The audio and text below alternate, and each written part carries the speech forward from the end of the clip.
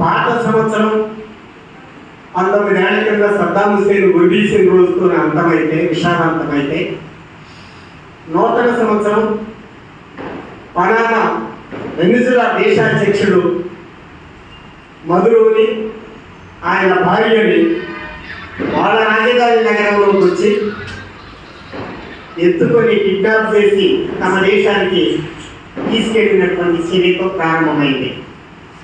ఇట్లా నాయకుల్ని కిడ్నాప్ చేయడం మొదటిసారి కాకపోయినా ఇది 36 సంవత్సరాల కింద 1989 డిసెంబర్ నెలలో ఇప్పుడే జమీందార్ గారు చెప్పిన పనామా కాలువ పక్కన ఉన్న పనామా దేశానికి చెందిన దేశాధ్యక్షుడు నోరీ గారిని కూడా అమెరికా ఇలాగే ఎత్తుకొని వెళ్ళింది. అందుకని ఇది మొదటిసారి కాదు. సద్దాం దేశంలో విడిసింది, బంధించి గడాఫీ దేశంలో చంపింది. కానీ మదురోని వెనిజులా దేశంలో బంధించి శిక్షించలేదు, విచారించలేదు, తన దేశాన్ని తీసుకెళ్ళింది. 36 ఏళ్ల కింద నోరీ గారిని ఎలా చేసిందో ఇప్పుడు మళ్ళీ 3.5 దశాబ్దాల తర్వాత ప్రపంచ రాజకీయాల్లో ఈ పరిణామం నూతన సంవత్సర ఆగమనంతో ప్రారంభమైంది. అయితే ఇది చాలా తీవ్రమైన దుష్ఫలితాలకి, దుష్పరిణామాలకి దారితీస్తుంది.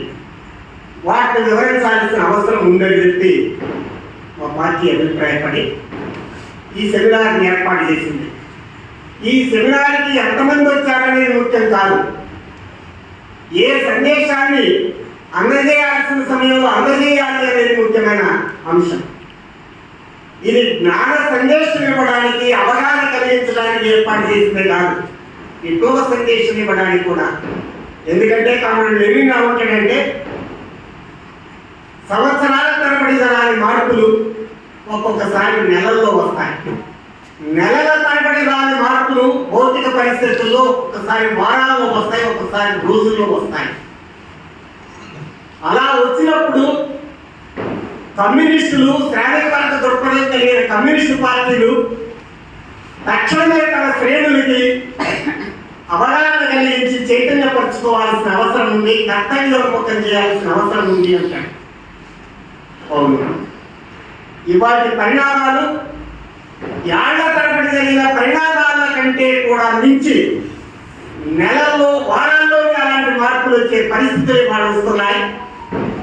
అలాంటి పరిస్థితులకి అర్థం పట్టే సంఘటనే మదురో కిడ్నాప్ ఘటన. అందుకనే సిపిఎం డెమోక్రసీ ఏం భావించిందంటే, లెనిన్ స్ఫూర్తితో ప్రపంచ అంతర్జాతీయ ఘటనల పరంపరని నిశ్చితంగా పరిశీలించి తమ శక్తులకి, శ్రేణులకి మరియు శ్రామిక వర్గ ఉద్యమ శ్రేణులకి కర్తవ్యోపదేశం చేయాల్సిన అవసరం ఉంది. అది లెనిన్ చెప్పిన సందేశం, సారాంశం. అందుకని మేము ఇక్కడ ఏర్పాటు చేసింది కేవలం ప్రపంచ పరిణామాల గురించి వివరించడానికే కాకుండా, ఇప్పుడు మన జమీందార్ గారు చాలా భౌగోళికంగా జియోపొలిటికల్ పరిస్థితుల్లో మన్రో డాక్యుమెంట్ ఎందుకు ఏర్పడిందో కూడా మంచిగా వివరించారు. ఈ అవగాహన కలిగించడం చాలా అవసరమైంది. అయితే అవగాహన వరకే పరిమితం కాకుండా కర్తవ్య సందేశాన్ని కూడా ఇవ్వాల్సిన కాలం ఇది. దాన్ని దృష్టిలో పెట్టుకుని సెమినార్ని ఏర్పాటు చేయడం జరిగింది. ఇవాళ అమెరికాకి ఎందుకు అవసరం వచ్చింది? ట్రంప్ మీద విమర్శలు చేయడం కాదు. ట్రంప్ ఒక వ్యక్తి, కానీ ఒక విధానానికి ఆయన ప్రతీక. ఆ విధానం ముఖ్యమైనది. అందుకని ఏ విధానాలు ట్రంప్ని ఇవాళ వెనిజులా మీద దాడి చేయించడానికి ప్రోత్సహించాయి, ఏ ఆర్థిక వ్యవస్థ, సామ్రాజ్యవాద ఆర్థిక వ్యవస్థ ఇవాళ ట్రంప్ని వెనిజులా మీదకి యుద్ధానికి నడిపించింది, యుద్ధం చేయలేదు. ఇది ముఖ్యమైన విషయం. దాన్ని మనం అర్థం చేసుకోవడానికి ఒక ప్రయత్నం చేయాలి. ఈ ప్రయత్నం ఫలించాలని కోరుతున్నాం. పండగ వాతావరణంలోనైనా మేము ఆశించిన దానికంటే ఎక్కువ మంది హాజరయ్యారు. మేము అనుకున్నది ఇంతమంది కూడా వస్తారనుకోలేదు పండగ సమయంలో. కానీ సందేశం ఇవ్వాల్సిన సమయంలో ఇవ్వాలి, ప్రాపర్ టైంలో ప్రాపర్ సందేశం వెళ్ళాలి. ఆశించిన దానికంటే అదనంగా చాలా సంతోషదాయకమైంది. ఇవాళ అమెరికా అతి గడ్డు పరిస్థితుల్లో ఉంది. జమీందారు గారు చెప్పినట్టుగా యుద్ధంలో ఒక నెత్తురు బొట్టు రాకుండా ప్రపంచ యుద్ధాల్లో బయటపడ్డ దేశం మొదటి ప్రపంచ యుద్ధంలో అమెరికా. రెండవ ప్రపంచ యుద్ధంలో అది 6 సంవత్సరాలు సాగితే ఆఖరి 6 వారాల్లో మాత్రమే అది పెరల్ హార్బర్కి దాడిలో తన సైనికులు కోల్పోయింది. మొదట 6 సంవత్సరాలు దానికి ఏ నష్టం జరగలేదు, కానీ అది లాభపడింది. యుద్ధంలో పాల్గొనకుండా యుద్ధం వల్ల లాభపడ్డ దేశం ఏదైనా ఉందంటే అది అమెరికా. ఇదే విషయాన్ని 1922లో లెనిన్ ఏ చిన్న నష్టం పొందకుండా యుద్ధం ద్వారా మొదటి ప్రపంచ యుద్ధంలో ఏ చిన్న నష్టం పొందకుండా యుద్ధంలో పాల్గొనకుండా ప్రత్యక్షంగా యుద్ధం వల్ల లాభపడ్డ దేశం ఏకైక దేశం అమెరికా అని 1922లో లెనిన్ చెప్తాడు. అవును, మొదటి ప్రపంచ యుద్ధంలో అది డబ్బుని సప్లై చేసింది. యుద్ధంలో పాల్గొన్న ఫ్రాన్స్కి మరి ఇంగ్లాండ్ దేశాలకి అప్పులు ఇచ్చింది వడ్డీలకి, అట్లా లాభపడింది. రెండవ ప్రపంచ యుద్ధ కాలంలో అది ఆయుధాలు అందజేసింది. మొదటి ప్రపంచ యుద్ధంలో డబ్బుల రూపంలో అందజేస్తే రెండో ప్రపంచ యుద్ధంకి వచ్చేవరకు ఆయుధాల రూపంలో కూడా సహకరించింది. డబ్బు ఆయుధాల, ఆర్థికం ఆయుధాలు రెండూ సహాయం చేసింది. తర్వాత అది సూపర్ పవర్గా అగ్రరాజ్యంగా మారింది. యుద్ధాల్లో ప్రత్యక్షంగా పాల్గొనకుండా నష్టపోకుండా అది లాభపడింది. పెరల్ హార్బర్ దాడిలో తన సైనికులు కోల్పోయాక జపాన్ సైనికుల చేతుల్లో 1945లో అప్పుడు ప్రతీకారంగా అణుబాంబుల్ని వేసింది హిరోషిమా నాగసాకి దగ్గర. దాన్ని అది అగ్రరాజ్యంగా స్థిరపడటానికి అంతకు ముందు వరకు ఉన్న ఏ 2 అగ్రరాజ్యాలు ఫ్రాన్స్ బ్రిటన్ ఉందో వాటి స్థానాల్లో వాటి బూట్లు వదిలేస్తే అందులో కాళ్ళు పెట్టింది, అగ్రరాజ్యం కాళ్ళు అమెరికా పెట్టింది. అట్లాది ప్రపంచ స్థానంలోకి వచ్చింది. ఇవాళ పరిస్థితి ఏంటిది? అప్పులతో సతమతమవుతుంది. కీ పాయింట్ అర్థం చేసుకోవాల్సింది వాళ్ళ వెనిజులా మీద దాడికి వెళ్ళిన కాలంలో ఇది. ఆ రోజున అది డబ్బులు ఇచ్చింది, అగ్రరాజ్యాలకి అప్పులు పెట్టినటువంటి రుణదాత దేశం అది, ఆయుధాలు అందించిన ఆయుధదాత దేశం అది. ఇవాళ $38 ట్రిలియన్ అప్పులు ఉంది వాళ్ళ అమెరికాకి. ఆరా నుంచి తటస్థంకి వచ్చి తటస్థం నుంచి అప్పులు పెరుగుతూ $38 ట్రిలియన్. ఇవాళ అమెరికా జీడిపిలో 135% అప్పులు ఉన్నాయి. భారతదేశ జీడిపి వాళ్ళు $4 ట్రిలియన్ జరుగుతున్నారు. 4 ట్రిలియన్లు అప్పుంటే మనకి 100% జీడిపితో సమానమైన అప్పులు ఉన్నట్టు అర్థం. అమెరికా జీడిపి వాళ్ళంటే $30 ట్రిలియన్ చాలే, కానీ $38 ట్రిలియన్ అప్పు ఉంది. అంటే ఒక ఏడాదిలో అమెరికా దేశం 50 రాష్ట్రాల్లో సంపాదించే పారిశ్రామిక, వ్యవసాయ, సేవా రంగాలన్నింటిలో వచ్చే మొత్తం ఉత్పత్తి, మొత్తం ఆదాయంతో ఆ ఆదాయం కంటే మించి 30% అదనంగా ఉంది. అంటే 17 నెలల సంపాదన. 12 నెలలు కాదు, 12 నెలలు అంటే ఏడాది జీడిపి. 16 నెలల్లో అమెరికాలో మొత్తం ఉత్పాదకత ఎంత ఉంటుందో అంత తక్కువ. ఇలా భారతదేశం కూడా అంత లేదు, అంత శాతం లేదు. మనం ఇది అప్పుడు గొప్ప మనం మాట్లాడుతున్నాం, మనకు కూడా ఇంకంత శాతానికి చాలలేదు. ఎక్కడో కొన్ని ఆఫ్రికా దేశాలు మాత్రమే 200%, 300% వరకు అప్పులు ఇచ్చే దేశాలు ఉన్నాయి. కానీ ఒక అభివృద్ధి చెందిన ఒక అగ్రరాజ్యంగా ఉన్న అమెరికా ఇవాళ తన జీడిపి కంటే మించి అప్పులు పాలైన రుణగ్రస్త అప్పుల పంప అమెరికా. దాని వడ్డీలో ఏడాదికి $1 ట్రిలియన్ పైగా చెల్లించాల్సి వస్తుంది. $1 ట్రిలియన్ కంటే తక్కువ ఉన్న జీడిపి కలిగిన దేశాలు ఈ ప్రపంచంలో దాదాపు 150 దేశాలు. అంటే ఒక 150 దేశాలు తమ సమస్త జీడిపి ఒక ఏడాది పాటు మార్చాల్సి వస్తుంది. ఈ స్థితిలో అమెరికా ఏమి చేయాలో అది చేస్తుంది. అదే ఇలాంటి దురాక్రమణకి పాల్పడటం. దానికి మరొక మార్గం లేదు. అది యుద్ధంలో నాశనం కావాలి, యుద్ధంలో గెలవాలి, యుద్ధంలో నాశనం కావాలి. రెండే మార్గాలు ఉన్నాయి దాని ముందు, మూడో మార్గం లేదు. అందుకని అది యుద్ధం చేసి ఓడిపోవడం, యుద్ధం చేయకుండా సెల్యూట్ కొట్టి ఐపీ పెట్టడం. అందుకే పూర్వ వైభవాన్ని సాధించుకోవాలి అని చెప్పి ఆర్థిక వ్యవస్థ నుంచి ఒక ఉద్యమం వచ్చింది. టీ పార్టీగా ఒక మొదలై పెట్టుబడిదారులు, కార్పొరేట్ సంస్థలన్నీ ఒక టీ పార్టీ సమావేశం ఏర్పాటు చేసుకుని మన భారత వైభవాన్ని పునరుద్ధరించడానికి ఏం చేయాలి అని చెప్పి మాట్లాడతారు. మేక్ అమెరికా గ్రేట్ అగైన్ అని నినాదం ఆ టీ పార్టీ సమావేశంలో ఒక నినాదం ఇచ్చారు. అదే మేక్ అమెరికా గ్రేట్ అగైన్ అంటే అమెరికాని మళ్ళీ పాత వైభవ దేశంగా మార్చుదాం అని ఆ పెట్టుబడిదారులు ఆ టీ పార్టీ సమావేశంలో మాట్లాడుతున్నారు.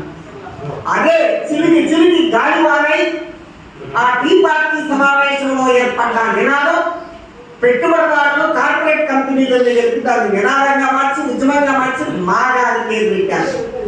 Make again great America, MAGA, మాగా ఉద్యమం. ఆ మాగా ఉద్యమం ప్రతినిధిగా ట్రంప్ అధికారానికి వచ్చాడు.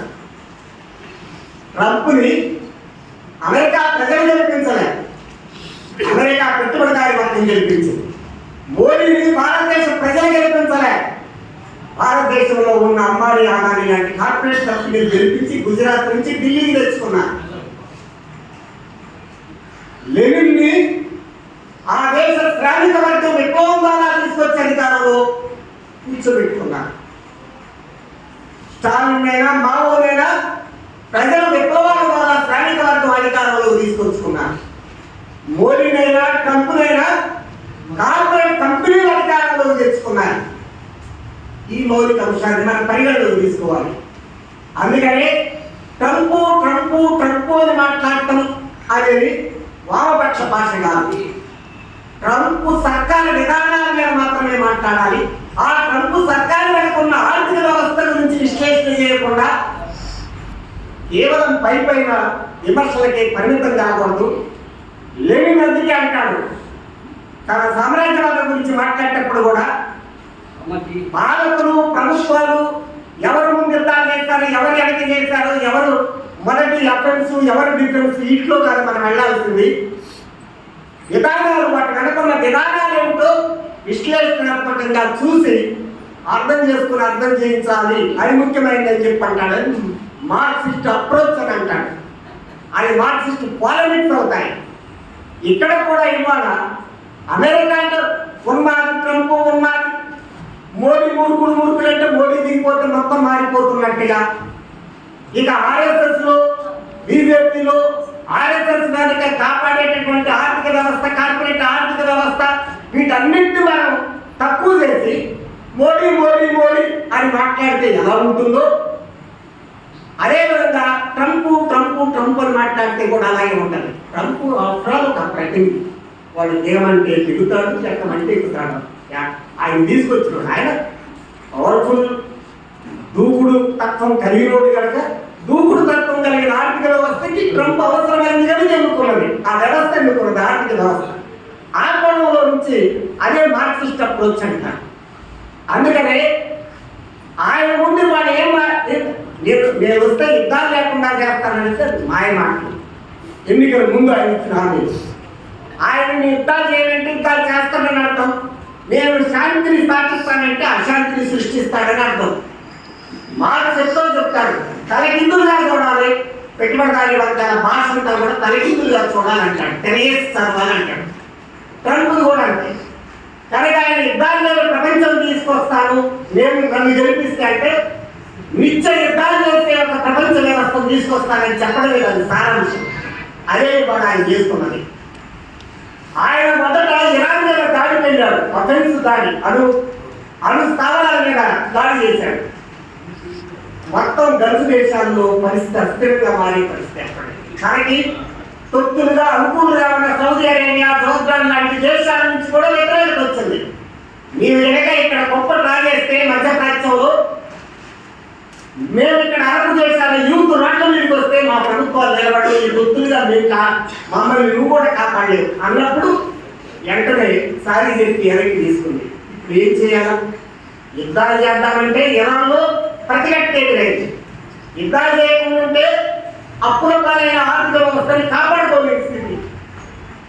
ఆ సమయంలో ఇవాళ వెనుజులా ఎంచుకున్నాడు. ఇరాన్ కంటే వెనుజులాలో ఆయిల్ సముద్రాలు ఎక్కువ ఉన్నాయి. సామ్రాజ్యవాద యుద్ధం అంటే దాని వెనక ఒక ఆర్థిక వ్యవస్థ ఉందని అర్థం. దానికి ఇప్పుడు చౌకగా ఆయిల్ కావాలి. అదేవిధంగా ముఖ్యంగా వెనుజులా అత్యధిక ఆయిల్ సంపద కలిగిన సమీప దేశమైనటువంటి వెనుజులాలో ఆయిల్ తనకి లేకుండా ఉండడం ఒక నష్టమైతే అమెరికాకి, తన ప్రత్యర్థి దేశాలైన చైనా ఆ ఆయిల్ ఎక్కువగా వాడుకోవడం కొనుగోలు చేయడం అనేది రెండవ నష్టం. ఈ రెండు నష్టాల కంటే కూడా ఆ ఆయిల్ వ్యాపారం అనేది డాలర్లలో కాకుండా ఇవాళలో మారడం లేదా రూపులలో మారడం అనేది మూడవ నష్టం. ఈ మూడవది అతి ప్రమాదకరమైంది అమెరికా ఆర్థిక వ్యవస్థకి.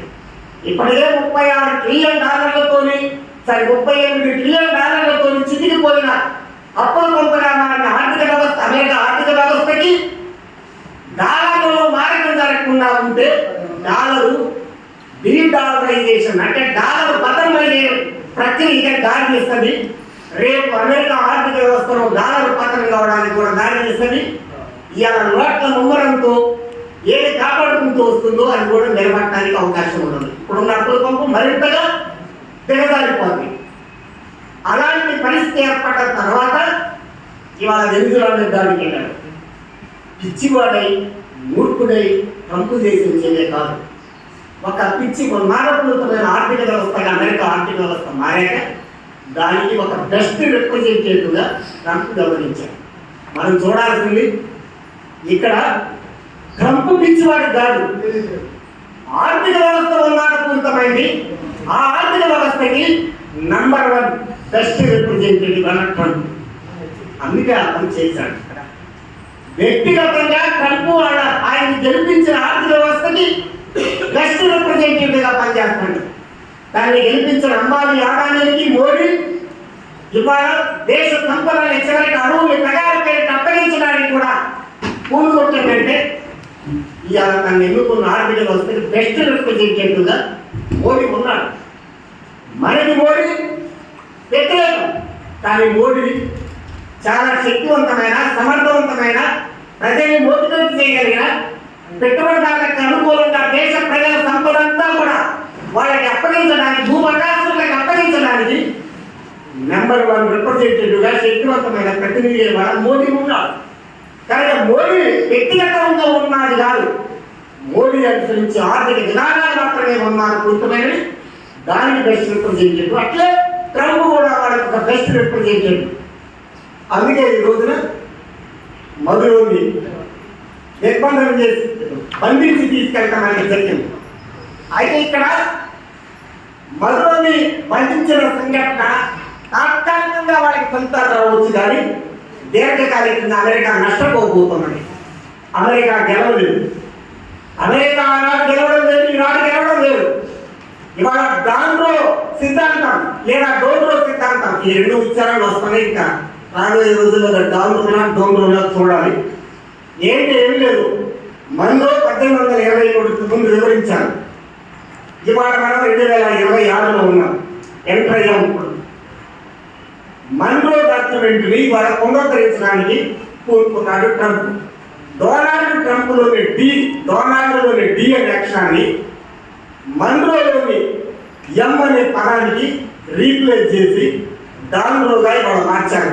అంతర్జాతీయ విశ్లేషకులు మాట్లాడుతూ ఇది కేవలం ఒక నెల రోజుల నుంచే ఈ పదం వస్తుంది. నెల రోజులకు ముందు మేము అంతర్జాతీయ రాజకీయాన్ని పరిశీలించే వాళ్ళు కూడా ఒక నెల రోజుల నుంచే ఈ పదాన్ని మేము వింటున్నాం. అంటే మొట్టమొదటి డాన్రో ఉన్నప్పుడు ఏంటి డాన్రో? ఆయనంటే మన్రో, ఆయన పేరుతో వచ్చింది మన్రో డాక్యుమెంట్, మన్రో డాక్టరీ సిద్ధాంతం. ఈ డాన్రో ఏంటి అని ఒక నెల రోజుల క్రితం విన్నప్పుడు పరిశీలిస్తే డొనాల్డ్ ట్రంప్లోని డి అందులోకి చేశాడు.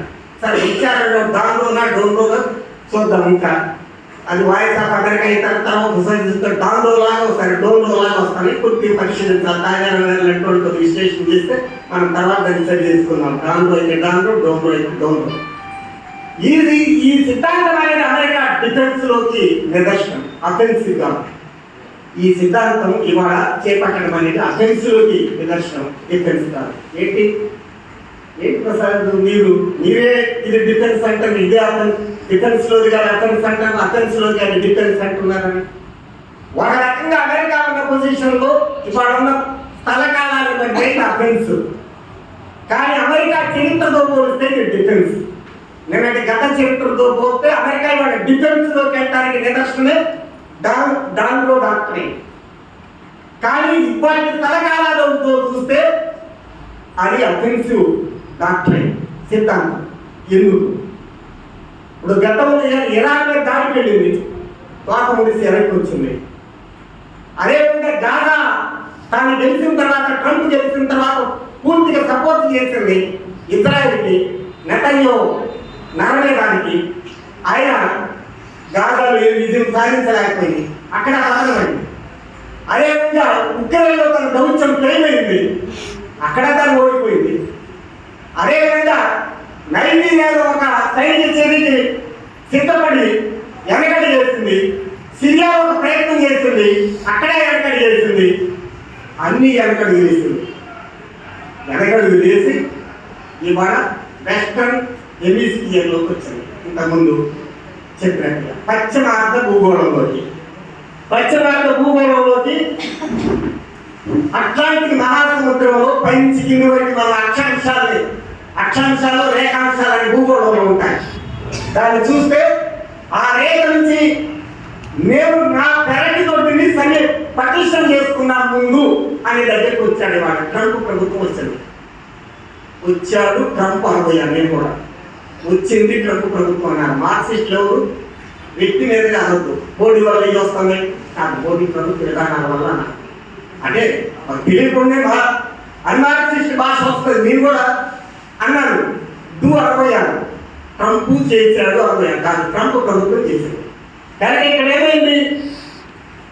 ఏదైతే మన్రో డాక్యుమెంట్ ఆనాడు మా అట్లాంటిక్ మహాసముద్రం యువతలున్న మా పడమర ప్రాంతం వరకు మాది అన్నాడు, దాన్నైనా చక్కబెట్టుకోవాలని భావించడం అంటే డిఫెన్స్ లో ఉంటావు. ఎందుకంటే నువ్వు అఫెన్స్ లో మార్షల్ పథకాలు పెట్టి, యూరోప్లే కంట్రోల్ చేసి, నాటో పెట్టి, ఫిలిప్పీన్స్ వరకు కూడా యుద్ధాలు చేసిన చరిత్ర కలిగిన నువ్వు, కొరియా వరకు, వియత్నాం వరకు, లావోస్ వరకు యుద్ధాలు చేసిన నీ చరిత్ర అంత గొప్పగా ఉండగా గతంలో ఈ రోజు నువ్వు ఇక ఇరాన్లో నేను గెలవలేదు, నేను కూడా గాజాలో గెలవలేకపోయాను, నేను ఎక్కడ మధ్యప్రాచ్యంలో కూడా గెలలేకన్నా, కనీసం మన్రో ఎక్కడైతే మొదలు పెట్టాడో ఆ ప్రాంతాన్నైనా కాపాడుకుందాం, ఆ మన్రో డాక్యుమెంట్ అయినా ఆ ప్రాంతం వరకైనా కాపాడుకుందామని వెనక్కి రావడం అంటే అమెరికా చరిత్రతో పోలిస్తే డిఫెన్స్ డాక్టరేట్.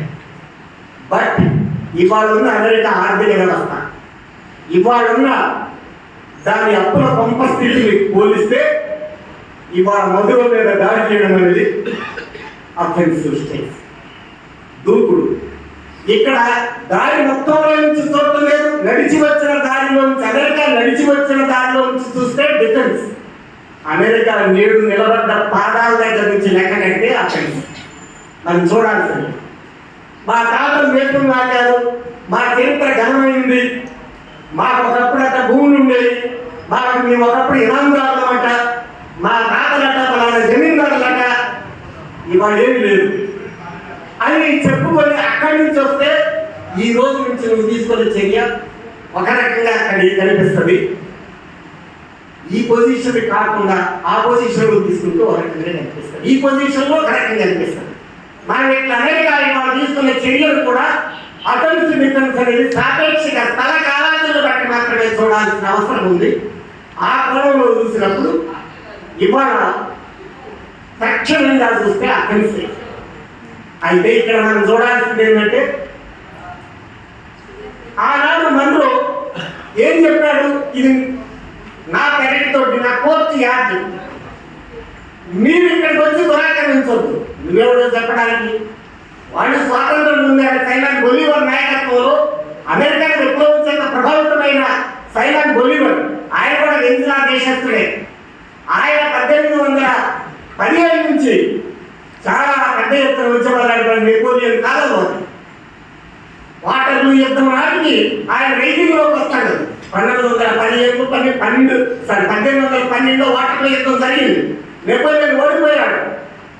మొత్తం యూరప్ అస్థిర పరిస్థితుల్లో కొనసాగుతున్న కాలంలో యూరప్ సామ్రాజ్యవాదులు లాటిన్ అమెరికా ఖండాన్ని కంట్రోల్ చేయడంలో వీకెన్ అయిపోయిన కాలంలో అర్జెంటీనాలో పుట్టిన ఒక మిలిటరీ ఆఫీసర్ సైమన్ బొలీవర్ మొత్తం లాటిన్ అమెరికా ఖండ ప్రజల్ని ఐక్యం చేసి స్వాతంత్ర పోరాటాన్ని నడిపించాడు. ఆ స్వాతంత్ర పోరాటానికి అమెరికా స్వాతంత్ర పోరాటం 1776లో స్వాతంత్రం సాధించిన అమెరికా స్వాతంత్ర పోరాటం వాళ్ళకి ఆనాడు స్ఫూర్తిదాయకమైంది.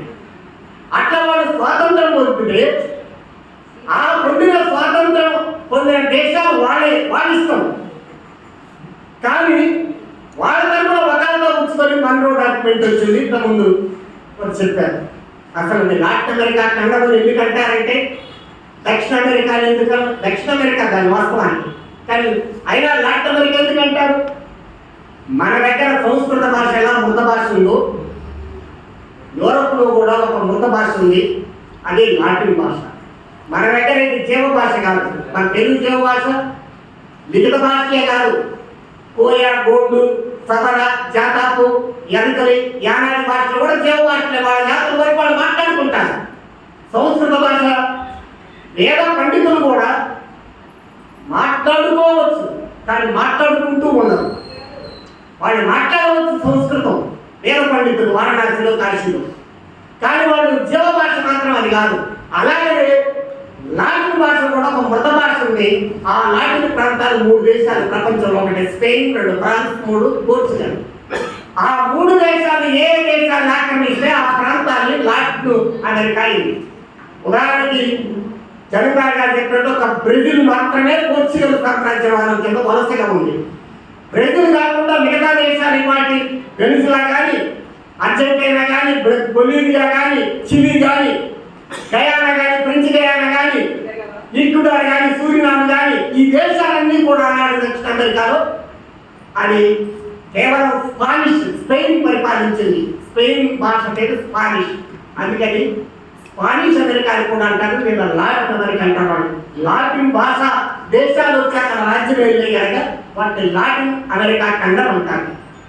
ఆ లాటిన్ అమెరికా ఖండాన్ని మొత్తం కూడా తన ఆధిపత్యంలో తెచ్చుకోవడానికి తన దేశ స్వాతంత్రం ద్వారా స్ఫూర్తి పొంది సైమన్ బొలీవర్ నాయకత్వంలో ఏ లాటిన్ అమెరికా దేశాల ప్రజలు విప్లవాలు సాధించుకొని విజయాలు సాధించి స్వాతంత్రం పొందారో వాళ్ళ స్వాతంత్రాన్ని వాళ్ళు పరిరక్షించుకోవాలి, కానీ నేను పరిరక్షిస్తానని చెప్పి మరో ముందుకు వచ్చాడు.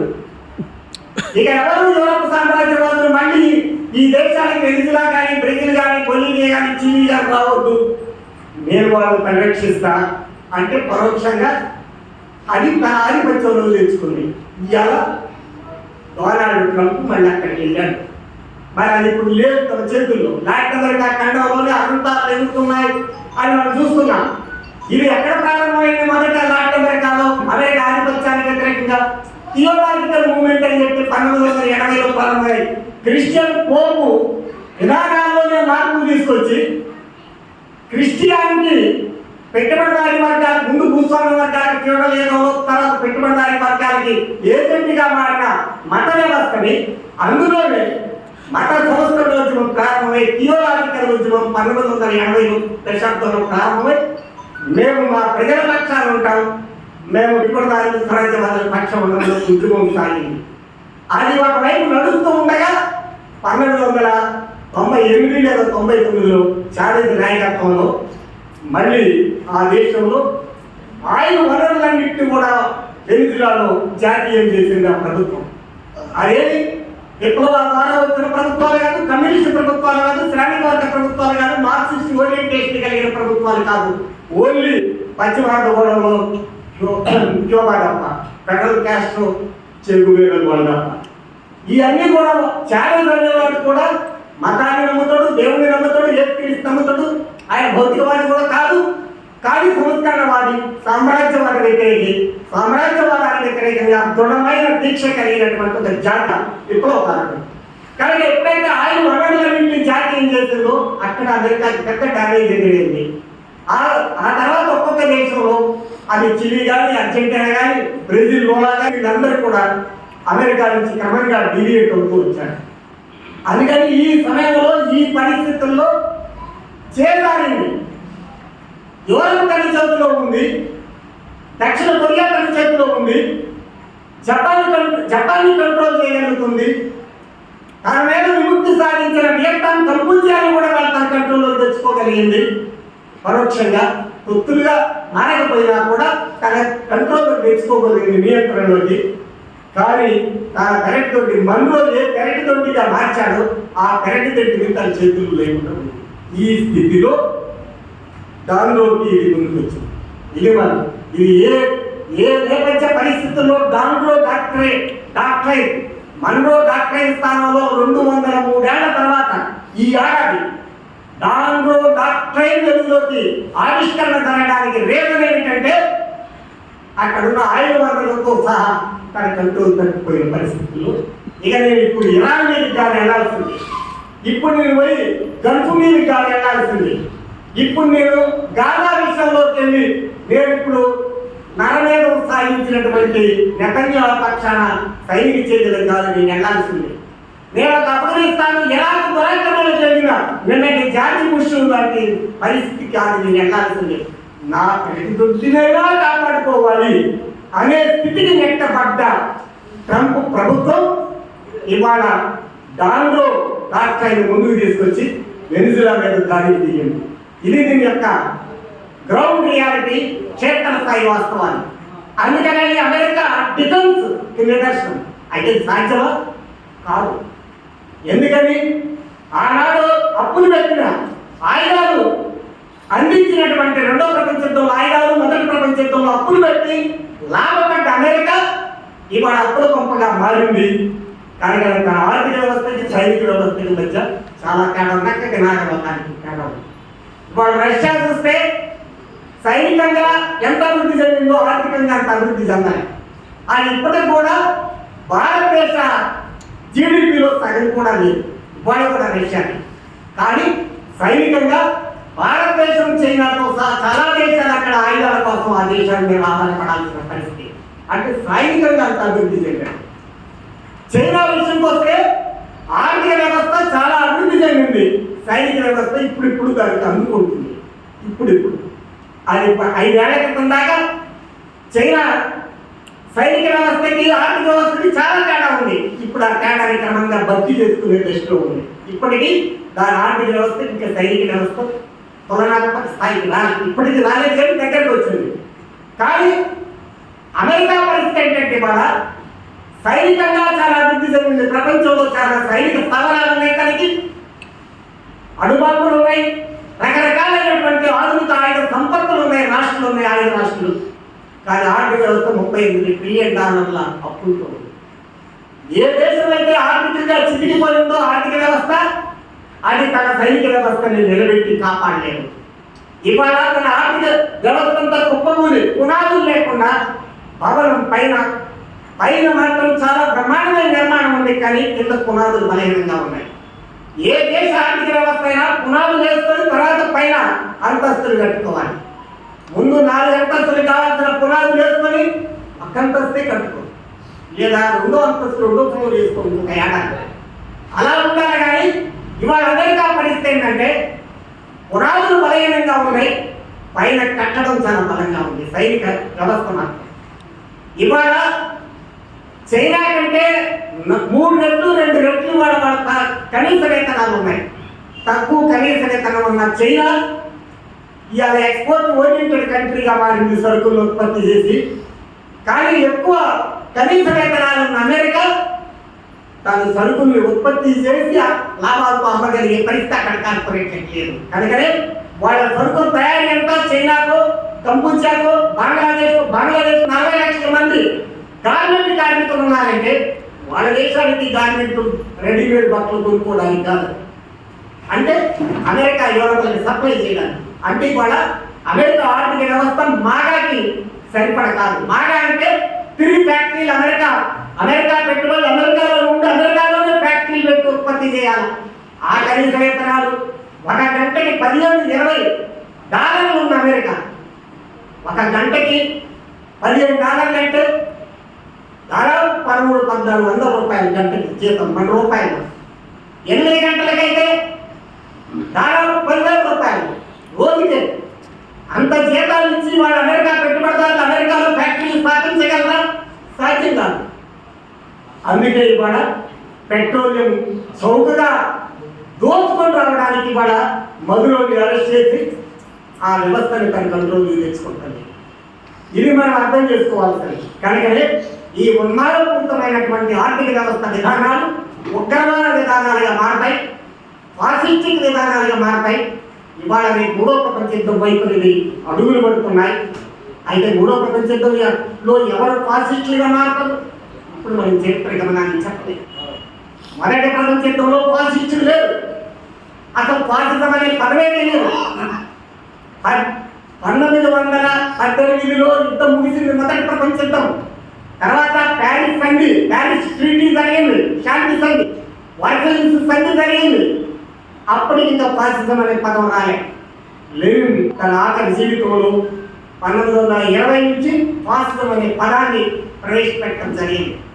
అది కూడా రోమ్కి చలవని పెట్టి ముస్సోలిని ఒక ప్రదర్శన, ఒక లంపెన్ ముఠాలతో, రౌడీ ముఠాలతో కర్ర కత్తి పట్టించి ఆనాడు రోమ్ ప్రభుత్వాన్ని కూల్చివేయడానికి చలో రోమ్ మార్చిను రోమ్ అని ఒక ప్రదర్శన పెట్టాడు. వేల మందితో ప్రారంభమై లక్షల మందితో. దానికి భయపడి రోమ్ ప్రభుత్వం శివారులో ఆపింది, రానివ్వకుండా. మేము ఇన్ని గంటలు ప్రయత్నిస్తున్నాం, మమ్మల్ని రోమ్లో రాకపోతే రోమ్ని దట్టం చేస్తామని ముస్సోలిని హెచ్చరిక చేశాడు. ఆ సమయంలో ఇటలీ కార్పొరేట్ కంపెనీలన్నీ కూడా అప్పుడున్నటువంటి ప్రభుత్వాధినేతకి నువ్వు తప్పుకో, వాళ్ళకి అధికారం నువ్వు అని చెప్పి ఈ ఫాసిస్టు ముస్సోలిని తరఫున కార్పొరేట్ కంపెనీలు అప్పటిదాకా ఏ ప్రభుత్వాన్ని తాము ఉపయోగించుకున్నాయో ఆ ప్రభుత్వాన్ని దిప్పించి ఆ స్థానంలో పెట్టారు. ఎక్కడే కాంగ్రెస్ ప్రభుత్వంతో గ్రీనెంట్ పెట్టించి, మన్మోహన్ సింగ్ ప్రభుత్వంతోనే తనకు కావాల్సినవి పెట్టించుకొని ఈ దేశంలో ఉన్న అంబానీ ఆదానీలు చివరికి నువ్వు దిగిపో, మోడీని మెచ్చుకుంటామని ఎలా చెప్పారో ఇది పార్లమెంట్ ఎన్నికల ద్వారా జరిగింది. అది మార్చి 2 రోమ్ ద్వారా బల ప్రదర్శన ద్వారా జరిగినట్టు ఇచ్చారు. అక్కడ ఫాసిజం అనేది నిధులోకి వచ్చింది. కనుక మొదటి ప్రపంచ యుద్ధ కాలంలో ఫాసిజం లేదు. కానీ 2వ ప్రపంచ యుద్ధంలో ఈ ఓడిపోయిన దేశాలు జర్మనీ, ఇటలీలు మరి తిరిగి ఫాసిస్ట్ కూటమిగా యాక్సిస్ పవర్స్గా మారి ఫాసిజం వచ్చింది. రేపు 3వ ప్రపంచ యుద్ధంలో ప్రయాణం చేసే ఈ దశలో ఎవరు ఆ ఫాసిస్టు స్థానాన్ని తీసుకుంటారు? మళ్ళీ జర్మనీయే తీసుకుంటుందా? మళ్ళీ ఇటలీ తీసుకుంటుందా? లేదా అమెరికా స్థానాన్ని తీసుకుంటుందా? చరిత్ర గమనాన్ని ఇప్పుడు మనం చెప్పండి. ఇవాటి పరిణామాలు చూస్తే వ్యక్తిగతంగా నేను చెప్పాల్సి వస్తే ట్రంప్ సర్కారులో ఉన్న అమెరికా అట్లాంటి స్థానాన్ని తీసుకోవడానికి ఏమైనా ప్రయాణం చేస్తుందా అనే సందేహాలు వస్తున్నాయి. అది ఎవరు వస్తుందో, రేపటి యాక్సిస్ కోటాలు యుద్ధ కోటాలు ఎటు ఏర్పడతాయో ఏమవుతాయో మనం చెప్పలేం. కానీ మళ్ళీ ఫాసిజం ఈ దేశ ప్రపంచంలో పెరగబోతుంది. ఆ ఫాసిజానికి, ఫాసిస్టు ఆర్థిక వ్యవస్థలకి ఎవరు ఆనాడు హిట్లర్, ముస్సోలిని వచ్చినట్టుగా ఎవరు ముందుకు వస్తారో చెప్పలేదు. కానీ వాళ్ళ ట్రంప్ విధానాలు మాత్రం ఆ దిశలో ముందడుగులుగా మనకు కనిపిస్తున్నాయి. చివరిగా నేను చెప్పదలుచుకుంది, మనం అవగాహన కలిగిస్తే కాదు, జ్ఞాన సందేశాలు ఇవ్వడం వరకే పరిమితం కాదు, మనం స్పష్టంగా విప్లవ సందేశం ఇవ్వాల్సిన సమయం అది ఇక్కడ మనం చెప్పదలుచుకుంది. ఇవాళ పరిస్థితులు మారుతున్నాయి. ఇవాళ భౌతిక పరిస్థితులు మారుతున్నాయి. విప్లవ పరిస్థితులు మరింతగా పెరగడానికి అవకాశాలు పెరుగుతున్నాయి. ఏళ్ల తరబడి వారి మార్పులు కూడా కొన్ని ఘటనలతో వస్తాయి. మనం ఎవరు ఊహించాం తెలంగాణ సాయుధ పోరాటం వస్తుంది? భారత కమ్యూనిస్ట్ పార్టీ కేంద్ర కమిటీ కూడా ఊహించలేదు, ప్రిడిక్ట్ చేయలేకపోయింది.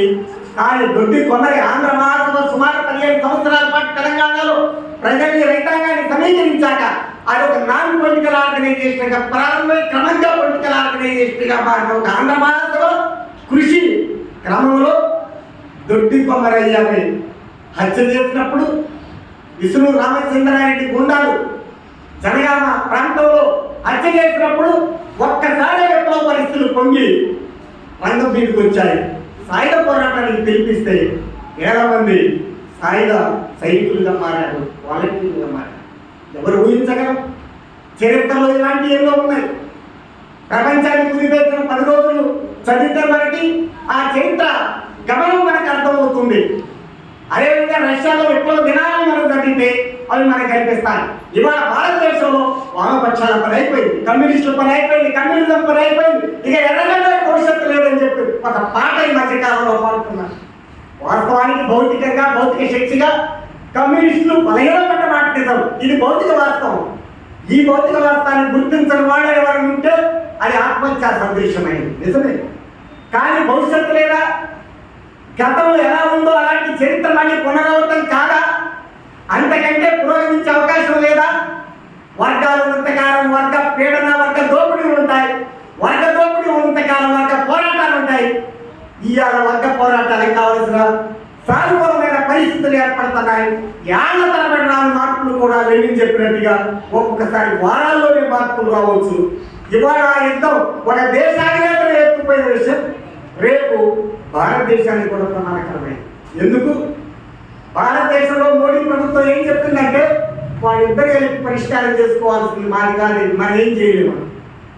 ప్రపంచ దేశాలు అన్నీ కూడా ముక్తకంఠంతో ఆ దేశం మీద దాడి చేసి మధురోని అరెస్ట్ చేయడానికి, ఆయన భార్యను అరెస్ట్ చేయడానికి ఖండిస్తుంటే మన 140 కోట్ల మంది ప్రజల అతి పెద్ద దేశ జనాభా కలిగిన భారతదేశ ప్రధానమంత్రి ఏమంటాడంటే అది వాడు కిడ్నాప్ చేసినోడు, కిడ్నాప్ గురైనోడు, అంటే జైల్లో ఉన్నోడు, జైల్లో పెట్టినోడు, వాళ్ళిద్దరు కూర్చొని మాట్లాడుకొని పరిష్కారం చేసుకోవాలి. ఇది ఇదా సార్వభౌమాధికారం ఏంటి, అంతర్జాతీయ సూత్రాలు ఏంటి, యూఎన్ఓ సూత్రాలు ఏంటి, ఇవేమి నీకు అక్కర్లేరా? ఒకనాడు అన్ని దేశాల కూటమికి 4 దేశాల నాయకత్వం వహిస్తే అందులో నెహ్రూ ప్రభుత్వం ఒకటి, సుతర్ను, నెహ్రూ, ఈజిప్టు 4 దేశాలు చెప్పారా? యూగోస్లావియా 4 దేశాల నాయకత్వం వహించింది. అంతేకాదు భారతదేశం చాలా చరిత్ర కలిగిన 200 సంవత్సరాల వలస వ్యతిరేక పోరాట చరిత్ర కలిగిన సంపద, వారసత్వ సంపద కలిగిన దేశం. ఎక్కడ కొరియా యుద్ధంలో వియత్నాం యుద్ధం ఎక్కడ ఏ దొరకకుండా ఖండించిన చరిత్ర ఉంది. వాళ్ళ వర్గ స్వభావం ఏదైనప్పటికీ కూడా. కానీ ఇవాళ నువ్వు వాడు కిడ్నాప్ చేస్తాడు, మీరు జైల్లో తెచ్చి పెడితే మీరు పరిష్కారం చేసుకుంటా అంటాడా? ఎవరికి అవమానం? దేశ ప్రజలకు 140 కోట్ల మంది ప్రజలకి ఇవాళ అవమానం.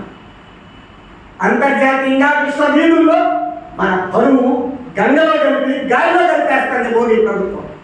అదే భారతదేశం కిడ్నాప్ చేసిన వాళ్ళు, కిడ్నాప్ గురై జైల్లో ఉన్నవాడు ఇద్దరు మాట్లాడి ముచ్చట్లు పెట్టుకుని మీరు పరిష్కరించుకున్నా అంటారా? ఇదే ప్రపంచం ఆశ్చర్యపోతుంది. ఎవరికి అవమానం? మనకు కూడా మన దేశ ప్రజలకి. అంతేకాదు ఇక్కడ ఇంకో ప్రమాదం ఉంది. అదేంటంటే మోడీ ఇంకా లొంగిపోవాలి, లేదంటే ఇలాగే ఉంటే కిడ్నాప్ చేయాలి మోడీ ఇలా కనుక ముందు. రేపు ఎమిస్పియర్ అంటే పశ్చిమార్గ గోళంలో ఇవాళ దాంట్లో సిద్ధాంతం దగ్గర ఉన్నాడు. రేపు దాటి రావాలా? ఇరాన్ ఆయిల్ మీదకి రావాలి, భారతదేశంలో ఉన్న సహజ సంపద మీదకి రావాలి. అక్కడ గెలిస్తే ఏది ఎమిస్పియర్ పశ్చిమార్గ గోళాన్ని కనుక తన కంట్రోల్లో తెచ్చుకోగలిగితే ఆ తర్వాత మధ్యప్రాచ్యంలోకి రావాలి, ఆసియాలోకి రావాలి. నన్ను సంతృప్తి పరిచే పని చేస్తావా లేదా మోడీ అని ఇప్పటికే అంటాడు ట్రంప్. నన్ను సంతృప్తి పరిచే పని అంటే నువ్వు రేపు కార్పొరేట్లకి, మీ దేశ కార్పొరేట్లకి అడుగులు అప్పు చెప్తావు అనుకుంటున్నా కగారు ద్వారా. నువ్వు 1000 మందిని మావోయిస్టులు సానుభూతి పనులని ఆదివాసీలు కలిపి నువ్వేదో అంబానీ ఆదాన్ని కట్టబెట్టాలనుకుంటున్నావు. బిడ్డ నాకు నువ్వు కట్టబెట్టేది అంబానీ ఆదాన్ని పక్కన పెట్టి అన్ని పంటే దాన్ని వినకపోతే మోడీని ఇటువంటి కిడ్నాప్ చేయడం, ఇవాళ ఉన్న పరిమిత అవకాశాలు కూడా కోల్పోయే పరిస్థితి దేశానికి రాదా? అందుకని ఇంకా కొత్తగానైనా మారాలి, లేదా బాధితుడు ట్రంప్ చేతుల్లో మారాల్సిన పరిస్థితులు వస్తాయి ఈ పరిణామ క్రమంలో. అట్లాంటి సమయంలో చిన్న దేశాలు గ్రీన్లాండ్ రేపు ఆక్రమిస్తానంటున్నాడు. ఇక్కడ ఒక్క చోట సరిపోయింది.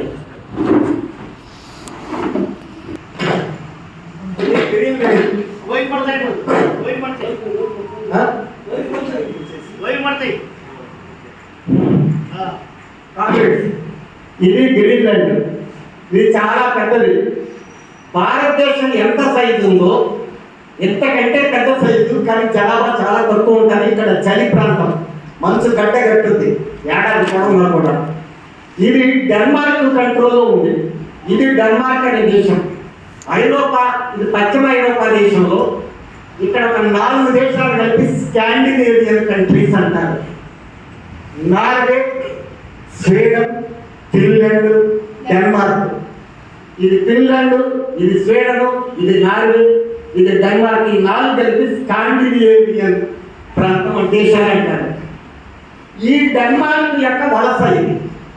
ఈ డెన్మార్క్కి గ్రీన్లాండ్ వలస. గ్రీన్లాండ్లో జనాభా ఉండరు, కానీ సహజ సంపదలు, ప్రకృతి వనరులు పుష్కలంగా ఉంటాయి. ఇక్కడ అమెరికా ఈ గ్రీన్లాండ్ని తన కంట్రోల్లో తెచ్చుకోవాలని కోరుకుంటుంది. ఇంతకుముందే చెప్పారు కనుక ఈ గ్రీన్లాండ్ మీద మన్రో డాక్యుమెంట్ వెళ్ళింది. మన్రో డాక్యుమెంట్ ప్రకారంగా పశ్చిమార్ధగోళం వాస్తవానికి గ్రీన్విచ్ అంటే లండన్లో 0.2 నుంచి లెక్క కట్టాల్సి వచ్చిన జమీందారు గారు చెప్పినట్టుగా ఇక్కడి నుంచి తీసుకున్నారు. ఈ రేఖ నుంచి ఈ రేఖ గ్రీన్లాండ్ మీద వెళ్తుంది. గ్రీన్లాండ్లో ఎక్కువ భాగం పడమర వైపు, తూర్పు వైపు వస్తుంది. దీన్ని నా కంట్రోల్లో అని అమెరికా మన్రో చెప్పాడు. ఇప్పుడు అమెరికా మన్రోని డాల్రోగా మార్చి గ్రీన్లాండ్ నాదంటున్నాడు. ఇక్కడ పనామా కాలువని నాదంటున్నాడు. ఈ పక్కనే కెనడా ఉంది, ఈ కెనడాని నాదంటున్నాడు.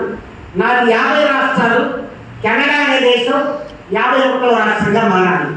భారతదేశంలో సిక్కిం వేరే దేశంగా ఉంటే 1975లో భారతదేశంలో ఒక రాష్ట్రంగా ఇందిరాగాంధీ ప్రభుత్వం మార్చింది. అలాగనే కెనడాని కూడా నా దేశంలో ఒక 51వ రాష్ట్రంగా మారుస్తున్నట్టు. మెక్సికోకి గోడ కడతాను అని చెప్పి ఈ మెక్సికోని కూడా అవసరమైతే విలీనం చేసుకుంటాను 52వ రాష్ట్రంగా. అంటే ఇప్పుడు 1 కెనడా, 2 మెక్సికో, 3 పనామా కాలువ, ఇది పనామా కాలువ, 4 గ్రీన్లాండ్. ఈ 4 జియో పొలిటికల్ వివాదాలని మన ట్రంప్ తీసుకొస్తున్నాడు. ఈ 4 కూడా అవతల వైపు హెమిస్ఫియర్, వెస్టర్న్ హెమిస్ఫియర్ అంటే పశ్చిమార్ధ భూగోళంలో ఉన్న విషయాలే. ఈ పనామా కాలువ చాలా కీలకమైంది. ఇది పసిఫిక్ మహాసముద్రం, ఇది అట్లాంటిక్ మహాసముద్రం. పసిఫిక్ మహాసముద్రానికి అట్లాంటిక్ మహాసముద్రానికి మధ్యన ఓడలు ప్రయాణం చేసే నౌక దారి. ఈ దారి ఎవరి కంట్రోల్లో ఉంటే 3వ ప్రపంచ యుద్ధానికి ముందు వాళ్ళకి ఒక పట్టు వస్తుంది. అందుకని పనామా కాలువని కూడా ఒకప్పుడు పనామా కాలువని కోసం పోరాడి పనామా దేశ ప్రజలు తమ జాతీయం చేసుకోవడానికి చాలా త్యాగాలు చేశారు, రక్తదానాలు చేశారు. దాన్ని వాళ్ళు తిరిగి స్వాధీనం చేసుకుంటారు. ఈ పనామా దేశానికి చెందిన లోడి కానీ 1989 డిసెంబర్లో కిడ్నాప్ చేసి తన దేశానికి తీసుకెళ్తే 28 ఏళ్ల తర్వాత జైల్లోనే చనిపోయాడు. అంటే ఇవాళ మధురో కూడా ఆయన 27 ఏళ్ళు ఒక దేశాన్ని జైల్లో పెట్టి అందులోనే చనిపోయాడు. 85 సంవత్సరాల వయసు వచ్చాక 28 ఏళ్ల జైలు జీవితం జరిపి జైల్లో ఒక దేశ ప్రెసిడెంట్ చనిపోయాడు. ఒక దేశ ప్రెసిడెంట్ మరో దేశ జైల్లో 28 ఏళ్ల తర్వాత చనిపోయాడు. ఇవాళ మధురో పరిస్థితులు మనకు తెలియదు. అందుకనే ఈ వివాదాలన్నీ సృష్టిస్తున్నారంటే ఆర్థిక వ్యవస్థ అత్యంత బలహీనంగా ఉన్న కారణంగా మాత్రమే. అయితే ఇప్పుడు ఇది అసలు మొదటి ప్రపంచ యుద్ధం ఇక్కడ జరిగింది, 2వ ప్రపంచ యుద్ధం యూరప్ కేంద్రంగా జరిగింది. మన సైనికులు కూడా ఈ ప్రాంతానికి వెళ్ళారు. యుద్ధ ప్రాంతంలో కేంద్రీకృత న్యూక్లియర్ ప్రాంతం అంతా యూరప్, ఉపరితల ప్రాంతాలు మధ్యప్రాచ్యం కూడా ఉంది. కానీ యుద్ధం ఇక్కడ జరగలేదు.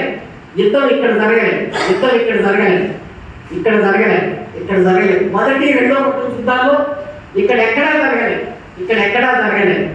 ఆఫ్రికాలో కూడా అంతకుముందు దురాక్రమణలు జరిగాయి, కానీ ప్రపంచ యుద్ధం ఇక్కడ జరగలేదు. ఒక్క మధ్యప్రాచ్యంలో ఆయుధ వనరులు ఉన్న మధ్యప్రాచ్యానికి మాత్రం విస్తరించింది. మరి యుద్ధంలో చనిపోయిన 90% నష్టాలు, మరణాలు ఎక్కడంటే యూరప్ ఖండంలోనే. ఇవాళ యూరప్ ఖండం పాత్ర ఏంటి? ఇక్కడ ఉన్న 3 పెద్ద పాత సామ్రాజ్యవాద దేశాలు ఉన్నాయి. 1 ఫ్రాన్స్, 2 బ్రిటన్, 3 ఇటలీ. తర్వాత జర్మనీ కూడా. ఈ 4 రాజ్యాల పరిస్థితి ఏంటి? ఈ 4 రాజ్యాలు కూడా అమెరికా చర్యకి ఏ టీం ఇస్తాయా, వ్యతిరేకిస్తాయా? బ్రిటన్ ఏ టీం ఇస్తుంది?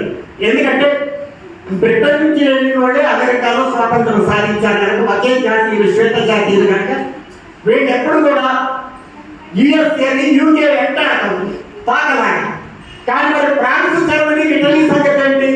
ఇవాళ జర్మనీ ప్రపంచంలో 4వ అతిపెద్ద ఆర్థిక వ్యవస్థ. మరి ఆ జర్మనీ ఏం చేస్తుంది? దీని మీద జర్మనీ నిలబడుతుందా, ఎదురు తిరుగుతుందా? పైగా జర్మనీ గతంలో అమెరికా, బ్రిటన్, ఫ్రాన్స్కి వ్యతిరేకంగా పోరాడిన చరిత్ర, నిలబడ్డ చరిత్ర ఉంది. కానీ ఇవాళ జర్మనీ ఆర్థిక వ్యవస్థ బలంగా ఉంది కనుక అది తల ఉంచుద్దా అమెరికాకి? తల వంచడానికి సిద్ధంగా లేదు. తల వంచకపోతే నేను మార్షల్ పథకాలు ఎట్లా విఫలమైన క్రమంగా డైల్యూట్ అయ్యాయో నాతో కూటమి కూడా చిత్తయవచ్చు. ఇవాళ డెన్మార్క్ ప్రధాని అన్నారు, ఒక మహిళ డెన్మార్క్ ప్రధాని. ఈ గ్రీన్లాండ్ మీద తిరగ అమెరికా సైన్యాలు వస్తే మళ్ళీ నాతో సలహాలు తీసుకోకుండా ఇక్కడ ఉన్న పోలీసులు వెంటనే షూట్ చేయండి అమెరికా సైనికులని ఇక్కడున్న డెన్మార్క్ ప్రధాని తన వలసైన తన కాలనీగా ఉన్న డెన్మార్క్లో గ్రీన్లాండ్లో చాలా చిన్న కొద్ది సంఖ్య ఉన్న ప్రజలకు ఒక ప్రభుత్వం ఉంది. ఆ ప్రభుత్వానికి ఇప్పుడు సైన్యాన్ని తరలిస్తుంది. ఈ డెన్మార్క్ వాళ్ళు నాతో అడుగుతుంది, నేను నాతో సందేశాన్ని డెన్మార్క్ని, మరి నా గ్రీన్లాండ్కి ప్రధానం ఏర్పడితే నాతో నా పక్షాన్ని ఉంటుందా ఉండదా అని ఇవాళ అడుగుతుంది.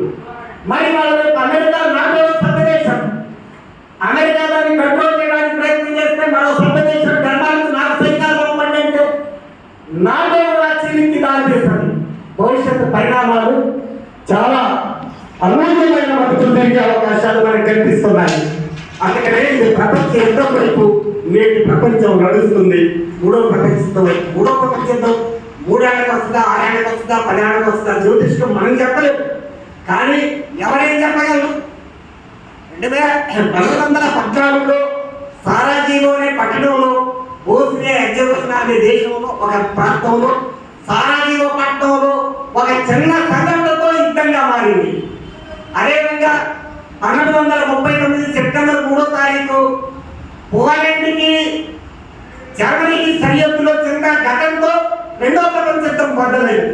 ఎవరు చెప్పగలరు ఎప్పుడు ఏ యుద్ధాలు మొదలవుతాయో ఊహించలేని పరిస్థితి.